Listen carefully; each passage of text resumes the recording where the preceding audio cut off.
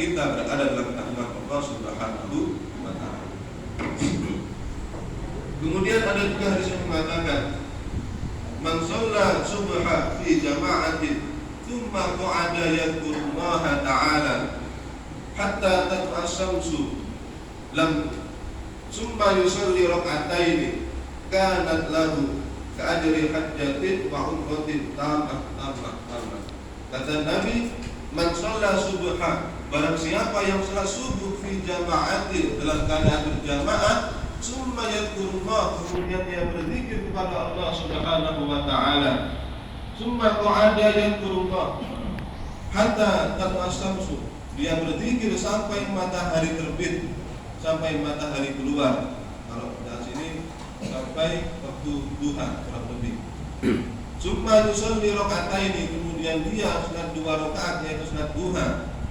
Kanat lahu ka'ajri hajjatin wa umratin, maka dia akan mendapatkan pahala seperti pahalanya hajjatin, 1 umrah, 1 haji, wa umratin, dan 1 kali umrah.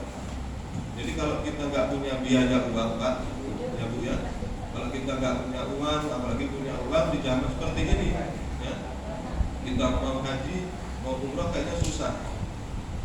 Jadi kalau kita ingin mendapatkan pahala seperti pahalanya haji dan umrah, maka cukup salat berjamaah, kemudian menetap di tempat duduknya, berzikir kepada Allah sampai matahari terbit, kemudian dia salat 2 rakaat yaitu salat duha, maka pahalanya seperti salat, maka seperti haji dan umrah. Subhanallah. Itu daripada kemuliaan salat subuh berjamaah. Bahkan kita ketahui bahwasanya itu salat subuh saja, ya. Ada lagi yang lebih menarik daripada hadis selanjutnya, yaitu rakaatul fajri khairun minad dunya wa ma fiha. 2 rakaat sebelum subuh, ada yang mengatakan qobliyah subuh, ada yang mengatakan subuhnya itu sendiri, itu seperti pahalanya lebih utama daripada dunia dan seisinya. Jadi kalau bapak-bapak, ibu-ibu, kalau mau mencari mantu, ya, saat ini banyak orang yang salah kaprah, salah paham. Ketika ada orang laki-laki mendatangi anaknya untuk menikah, yang ditanya bukanlah masalah agamanya, tapi yang mereka tanya kebanyakan adalah masalah materinya. Kamu kerja apa? Kamu ada apa uangnya? Ada berapa uangnya? Kamu kayanya seberapa? Itu yang salah.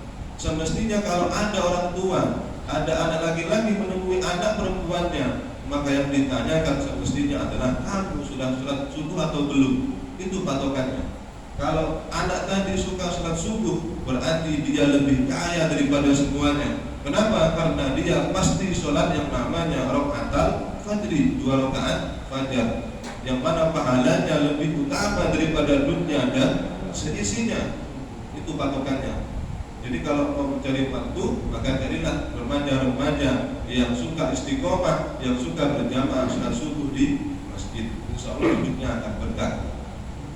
Apalagi ustaz, bahkan tambah berkah lagi, nah, ya, ya masih banyak juga, ya, bukan promosi, cuma informasi saja. Selanjutnya berselawat kepada Nabi Muhammad SAW dengan ucapan Allahumma sholli ala Sayyidina Muhammad wa ala ali Sayyidina Muhammad. Mudah-mudahan kita yang hadir di sini kelak nantinya bisa bertemu dengan Allah dan bisa berkumpul di surga Allah bersama Nabi Muhammad SAW. Amin ya rabbal alamin.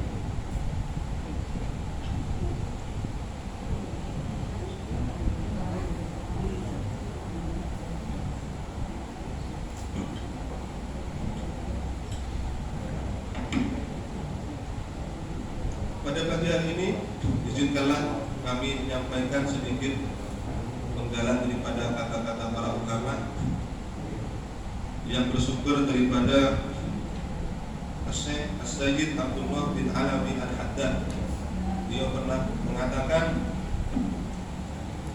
wa aksaru ma yukhsha alaihi su'ul khotimah. Ada banyak orang yang dikhawatirkan kata beliau meninggal dalam keadaan su'ul khotimah. Tadi sudah dijelaskan oleh MC ada 5 orang yang dikhawatirkan meninggal dalam keadaan su'ul khotimah, berarti tidak husnul khotimah. Yang pertama apa? Al-muhawinu bis-shalah. Kata beliau, kata Abdullah bin Alami Al-Haddad, dia menjelaskan orang yang dikhawatirkan meninggal dalam keadaan su'ul khotimah, yang pertama adalah al-muhawinu bis-shalah, orang yang meninggalkan sholat. Ya. Jadi penting yang namanya sholat. Bahkan hadis Nabi mengatakan, awwalu ma yuhasabu bil 'abdu yaumal qiyamah as-shalah. Kata Nabi, pertama kali amalan yang dihisab kelak di yaumul qiyamah bukanlah masalah berapa banyak harta kita, berapa banyak pangkat kita, tapi yang dihisab adalah as-shalah, yaitu sholat. Maka betapa pentingnya yang namanya sholat. Maka tulisannya fa'in sholuhat sholuhal jasadu kullu. Kata beliau, kalau sholatnya bagus maka semua amalannya juga akan bagus. Tapi kalau wa'in fasadat kullu, kalau semua sholatnya rusak maka otomatis semua ibadahnya juga rusak. Jadi kembali kepada tadi, ya, kalau mau mencari anak mantu maka patokannya adalah daripada sholatnya.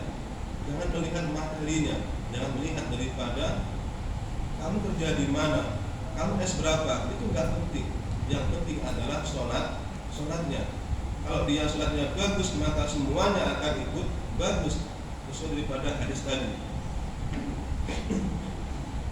Tapi banyak di antara kita yang melalaikan, ya, mungkin kita saat ini sudah sholat subuh semua, tapi pernahkah kita mengingatkan anak-anak kita? Ya. Bahkan ada di antara kita yang merelakan anak kita di saat subuh, ya, kedinginan, akhirnya kita selimuti, bukan kita banguni. Kenapa? Karena orang tua itu ada yang tidak rela anaknya kedinginan di dunia, tapi malah rela anaknya kepanasan di akhirat. Maka sudah sepantasnya, sudah sewajarnya kita sholat dan juga kita ingatkan anak-anak kita untuk sholat. Jangan sampai kita istiqomah berjamaah sholat subuh, tapi ada kewajiban kita yaitu anak kita, tapi kita tinggalkan, kita lalaikan daripada untuk sholat. Itu yang pertama, al-muhawinu bis-shalah, orang yang meninggalkan sholat. Yang kedua, apa kata beliau? Wal mudminu li syurbil khamri, orang yang minum khamr, orang yang minum minuman keras. Ya. Ternyata apakah hanya minuman keras saja? Ada hadis Nabi mengatakan kullu khamrin kullu muskirin haramun. Jadi setiap perkara yang memabukkan itu mengharamkan, itu hukumnya haram. Jadi tidak hanya khamr saja yang hukumnya haram, bisa jadi sesuatu yang bisa memabukkan maka juga itu dihukumi haram.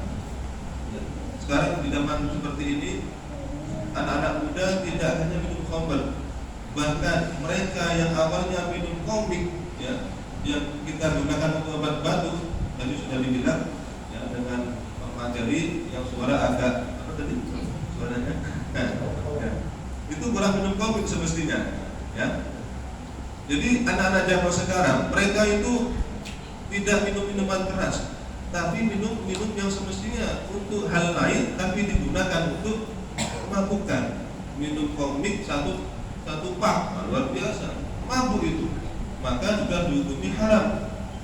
Kenapa? Karena setiap yang memabukkan itu hukumnya haram. Jadi yang kedua adalah orang yang suka minum minuman keras, atau intinya setiap orang yang minum atau memakan sesuatu yang bisa memabukkan. Kenapa? Karena dalam ilmu usul fikih itu ada 4 dasar yang dipakai dalam memutuskan hukum. Yang pertama adalah Al-Quran, yang kedua bersumber daripada hadis, yang ketiga ijma, sepakat para ulama, yang keempat adalah qiyas. Di dalam Quran tidak ada menjelaskan masalah komik itu hukumnya haram, tidak ada. Di Al-Quran tidak menjelaskan bahwasannya selainnya khamr itu haram, tidak ada. Yang diulang cuma ada khamr, bahwasanya itu hukumnya haram. Tapi kita ada usul fikih yang menjelaskan bahwasannya ada hukum qiyas, yaitu menyamakan Setiap sesuatu yang bisa memabukkan maka juga itu dihukumi haram, maka termasuk kepada kategori khamr. Yang lebih parah lagi, anak-anak zaman sekarang tidak hanya mabuk oleh khamr, tapi mereka mabuk oleh karena HP. Itu yang sangat luar biasa. Saat adzan terdengar, maka orang tua memanggil, seakan-akan tidak ada yang masuk ke dalam telinganya, dia fokus memegang HP. Itu anak-anak zaman sekarang. Apalagi zaman serba online, serba daring, ya. Yang awalnya sekolah masuk, tapi saat ini mungkin masih ada yang daring. Kita tidak tahu. Kita tanya lagi apa? Lagi sekolah daring, padahal lagi main game. Nah, itu anak-anak zaman sekarang sudah bisa membohongi orang tuanya. Alhamdulillah. Yang ketiga,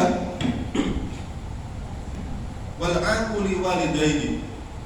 Yang ketiga kata beliau, kata Abdullah bin Alawi Al-Haddad bin Askan, yang ketiga orang yang dikhawatirkan meninggal dalam keadaan su'ul khatimah adalah wal aqu bi walidaini, orang yang durhaka kepada kedua orang tuanya. Hati-hati, jangan sampai para remaja, para anak-anak kita termasuk orang-orang yang durhaka kepada kedua orang tua kita. Di luar sana banyak seorang anak yang rela membunuh kedua orang tuanya gara-gara hal sepele. Bahkan ada yang berebutan masalah harta karena ada harta yang banyak yang dimiliki oleh kedua orang tuanya. Akhirnya mereka rela membunuh orang tuanya. Alhamdulillah. Itulah celakanya kalau punya anak tapi tidak dididik dalam pendidikan yang semestinya dibimbing oleh orang tua. Kenapa kok demikian? Karena ada ulama mengatakan, bahkan Nabi Muhammad SAW bersabda, beliau pernah ditanya, Su'ila Rasulullah SAW anil kabair. Beliau pernah ditanya mengenai dosa-dosa besar. Lalu beliau menjawab, al-israfu billah. Yang pertama adalah menyekutukan Allah Subhanahu wa ta'ala, menduakan Allah Subhanahu wa ta'ala. Itu termasuk dosa-dosa besar. Yang kedua, termasuk dosa besar adalah wa'uqul walidain, yaitu durhaka kepada kedua orang tua. Maka sepantasnya kalau ada anak yang durhaka, maka dia dikhawatirkan akan meninggal dalam keadaan su'ul khatimah. Yang ketiga apa? Waqatun nafsi, yaitu bunuh diri. Wasyahadatul zauri, yang keempat adalah dosa besar, yaitu persaksian yang dusta atau sumpah yang dusta. Itulah yang ketiga. Kemudian beliau melanjutkan, Abdullah Al-Alawi Al-Haddad menjelaskan golongan yang selanjutnya yang dikhawatirkan meninggal dalam keadaan su'ul khatimah adalah walladzi yu'dhi al-muslimina, orang yang menzalimi orang lain. Jangan sampai di antara kita, bahkan tetangga kita sendiri, ya, sebelah kanan kita ada rumah, sebelah kiri ada rumah, tapi tidak pernah sapa-sapaan, tidak pernah saling silaturahmi. Kenapa? Karena ada rasa sakit hati di antara mereka. Bahkan Nabi Muhammad pernah bersabda, kalau kita ingin rezekinya lancar, kalau kita ingin rezekinya barokah banyak, maka kata beliau, falyasil rahimah, maka sambunglah yang namanya tali silaturahmi. Nah, di antaranya kita semua berkumpul di sini, insya Allah kita termasuk orang yang menyambung silaturahmi, dan nantinya kita semua akan mendapatkan rezeki yang berlimpah. Amin ya rabbal alamin. Kemudian yang selanjutnya, yang terakhir adalah orang yang terus-menerus mengerjakan dosa besar. Sudah tahu bahwasanya ini dosa besar, tapi dia terus-menerus mengerjakannya. Sudah tahu bahwasanya maling, mencuri adalah dosa besar, tapi dia terus-menerus mencuri. Sudah tahu yang namanya menyekutukan Allah adalah dosa besar, tapi dia selalu menyekutukan Allah Subhanahu wa ta'ala. Dan pada akhirnya mudah-mudahan kita semua yang hadir di sini telah Allah matikan, Allah angkat nyawa kita dalam keadaan husnul khatimah. Amin ya rabbal alamin. Mari kita sama-sama berdoa. A'udzubillahi minasyaitonir rajim. Bismillahirrahmanirrahim. Allahumma shalli wa sallim ala sayyidina Muhammad wa ala ali sayyidina Muhammad. Allahumma khdim lana bil iman, Allahumma khdim lana bil Islam, Allahumma khdim lana bi husnil khatimah. Rabbi faj'alna mujtama'na wa ya husnul khitam wa atina ma qad sa'alna min 'atayatil hisab. Rabbana hab lana min azwajina wa dhurriyyatina qurrata a'yun waj'alna lil muttaqina imama. Rabbana atina fid dunya hasanah wa fil akhirati hasanah wa qina 'adzabannar. Sallallahu ala sayyidina Muhammad wa ala alihi wa sahbihi wa sallam. Alhamdulillahi rabbil alamin. Mohon maaf, akhirul kalam. Wassalamualaikum warahmatullahi wabarakatuh. Waalaikumsalam warahmatullahi wabarakatuh.